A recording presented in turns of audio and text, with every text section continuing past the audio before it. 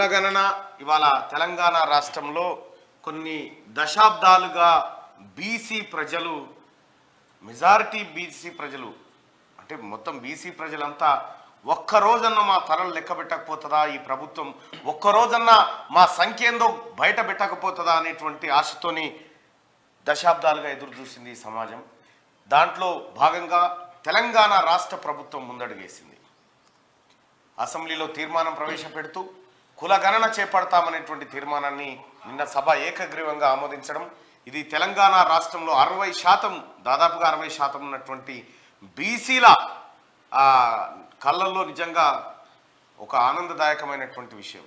గౌరవ ముఖ్యమంత్రి గారికి, అలాగే మంత్రులకు, శాసనసభాపతి గారికి అందరికీ పేరు పేరున కృతజ్ఞతలు, ధన్యవాదాలు తెలియజేస్తా ఉన్నాం.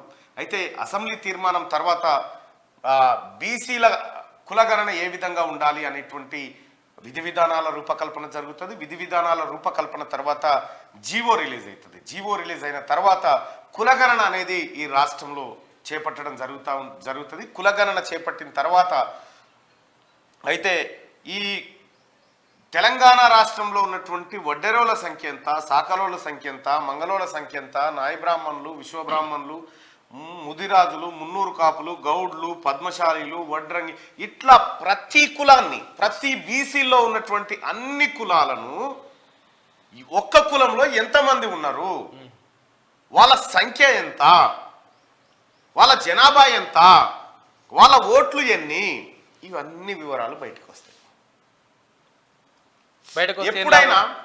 ఎప్పుడైనా సంఖ్య బయటికి వచ్చినప్పుడు మాత్రమే న్యాయం జరుగుతుంది. డాటా ఉండాలి. డాటా లేకపోతే గుడ్డే దుషేన్ల పడ్డట్టు అవుతుంది. అయితే బీహార్ ప్రభుత్వం ఎప్పుడైతే కులగణన చేపట్టిందో, కులగణన చేపడితే 60% మంది బీసీలు వెళ్ళిరు ఆ రాష్ట్రంలో. ఒక్కొక్క కులంలో ఎవరెవరు ఉన్నారు, ఇంతమంది ఉన్నారు, మొత్తం లెక్కలు బయటకు వచ్చినాయి. 63%. ఇప్పుడు చాలా మంది తెలంగాణ రాష్ట్రంలో ముఖ్యంగా బీసీ కులాల్లో చాలా మంది మేము ఇంతమంది ఉన్నాం, మేము ఇంతమంది ఉన్నాం, మేము ఇంత శాతం అంటారు. వాస్తవిక లెక్కలు ఇప్పుడు బయటికి వచ్చే అవకాశం ఉంది. అయితే గౌరవ ముఖ్యమంత్రి గారు రేవంత్ రెడ్డి గారు ఈ ప్రక్రియను వేగవంతం చేయడం కోసం రాహుల్ గాంధీ గారు మాట ఇచ్చిండు.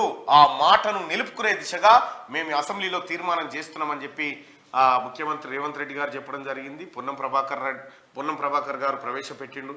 ఆ తర్వాత సభాపతి, ముఖ్యంగా శాసనసభ స్పీకర్ గారికి ప్రత్యేకంగా ధన్యవాదాలు తెలియజేయాలి. ఎందుకంటే ఆయన ఆ స్థానంలో ఉన్న సందర్భంలో ఇలాంటి ఒక చారిత్రాత్మకమైనటువంటి నిర్ణయం, ఆ తీర్మానాన్ని అంగీకరించడం, ఆ తర్వాత దాన్ని సభలో పెట్టడం, ఆ తర్వాత సభ్యులంతా ఏకగ్రీవంగా చెప్పడం. ఇంకా దీన్ని ఎవరైనా వ్యతిరేకించేటోళ్ళు ఎవరుండరు. మీరు చూడండి, మేము దీన్ని వ్యతిరేకిస్తున్నాం అంటే వాళ్ళు ఉండరు. వ్యతిరేకిస్తున్నామంటే వాళ్ళ పని కథం అన్నట్టుగా.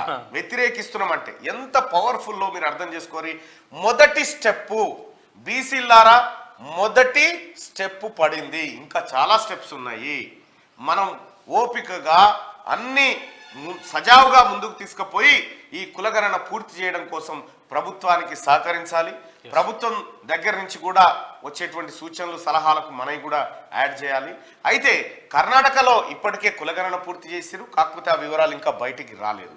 సో దానికి చిన్న చిన్న హార్డిల్స్ ఉన్నాయని చెప్తా ఉన్నారు. అది సమగ్రంగా లేదు అనేటువంటి రకరకాల విషయాలు చెప్తా ఉన్నారు. నేను కూడా కర్ణాటకలో బీసీ కులగణన వ్యవహారంలో పాల్గొన్నటువంటి కొంతమంది ముఖ్యులతో మాట్లాడడం జరిగింది. అయితే వాళ్ళు చెప్తున్నటువంటి మాట, అక్కడ జరిగిన లోపాలు ఇక్కడ జరగకుండా క్లియర్గా ఈ అంశాన్ని తెలంగాణలో విజయం సాధించే దిశగా తీసుకుపోవడానికి ప్రయత్నాలు చేయండి అనేటువంటి సూచనలు వాళ్ళు చేయడం జరిగింది. గౌరవ ముఖ్యమంత్రి గారి సారథ్యంలో తెలంగాణ రాష్ట్రంలో బీసీల కులగణన దిగ్విజయంగా సాగుతుందని చెప్పి మేమంతా ఆకాంక్షిస్తా ఉన్నాం. Thank you CM Saab.